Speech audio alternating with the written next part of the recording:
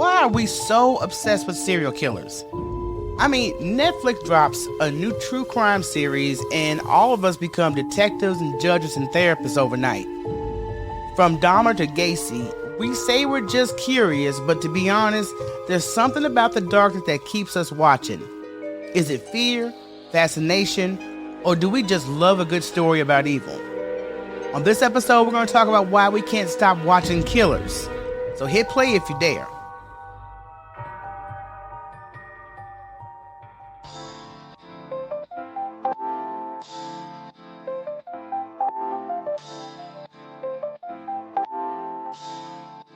Talk to me, Michele, on the street lights on the corner.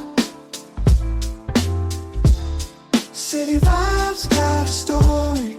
Feel the beat, don't ignore me.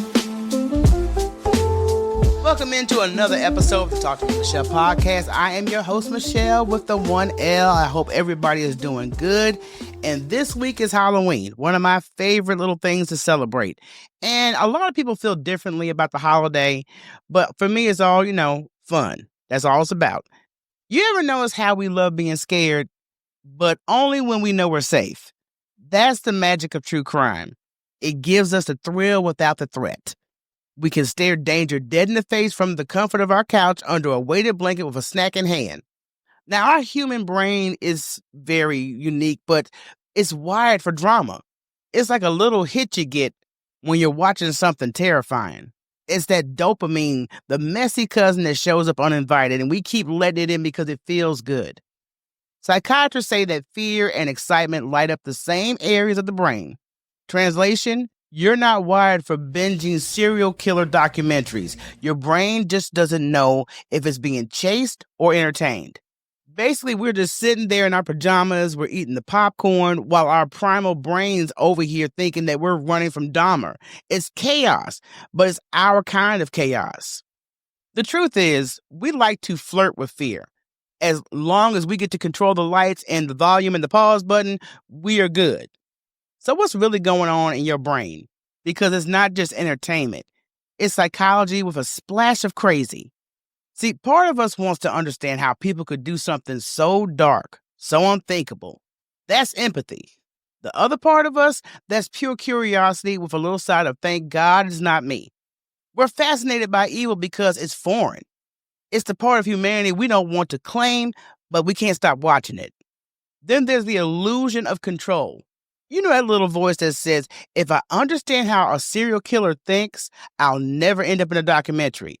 Okay, you could be Nancy Drew all day, but newsflash, your true crime binge doesn't make you a survival expert. It just means you've memorized every red flag except your own.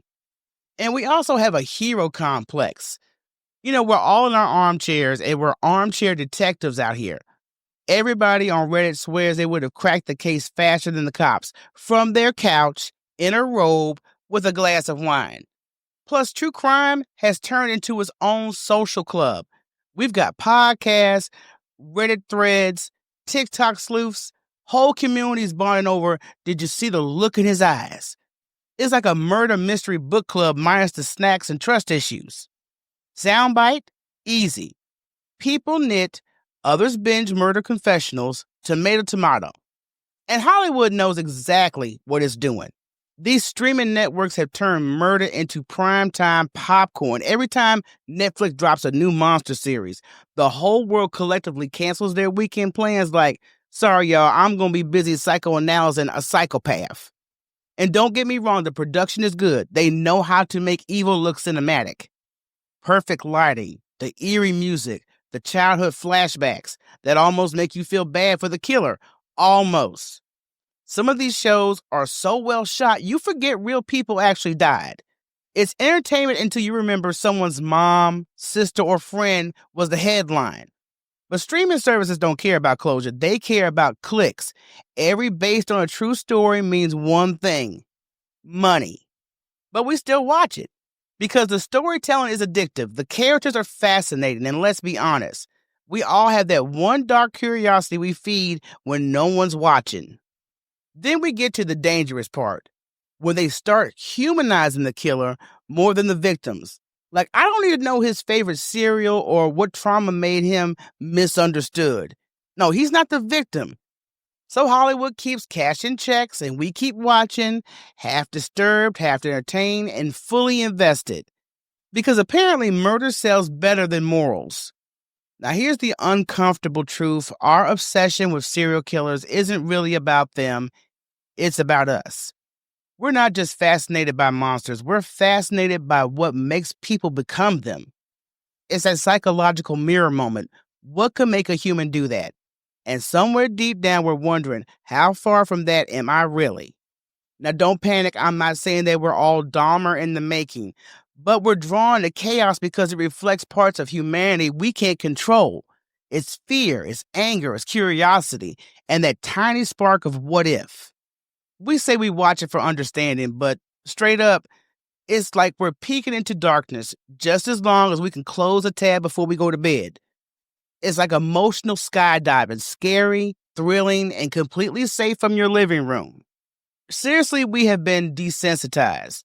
We have seen so much crime content, a serial killer confession that barely moves us anymore. So we're like, okay, he chopped up 12 people. Anyway, what's for dinner? We've gotten comfortable with horror as long as it comes with good lighting and a killer soundtrack. But just maybe we're not obsessed with killers. We're obsessed with control. Because watching the worst of humanity reminds us of how much we don't want to be like that.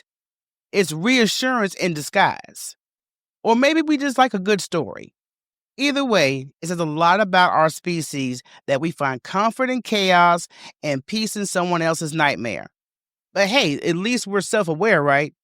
Next time you hit play on another true crime doc, remember, you're not just watching the darkness, you're studying it and maybe trying to make sure it never finds you.